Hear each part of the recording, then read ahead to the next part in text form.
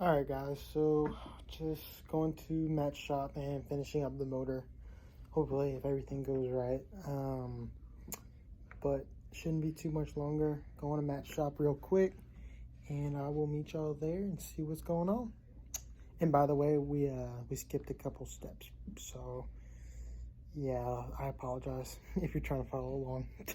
Oh, and almost forgot. So here's a little recap slash update of why it took so long. And we had the motor completely apart in the car. Everything's good, except one thing.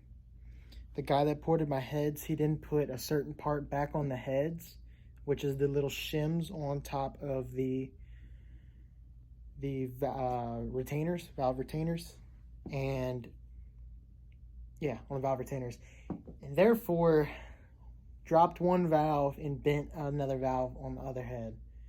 So we had to go ahead and order some valves, and well, we ordered one valve in one head, then looked at the other head, and so it was about a 2 or 3 week process on just getting parts in and getting it rebuilt again. So it was about a 2 or 3 week process. I don't know, maybe I can't even keep track of time of just getting parts in.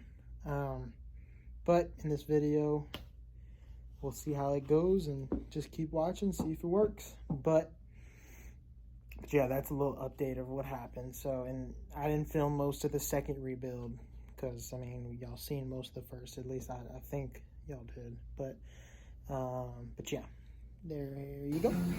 Going in with the motor. Got everything, all the accessories put on. About that time to go up into the motor, or into the car. Freaking music's so loud. Almost there.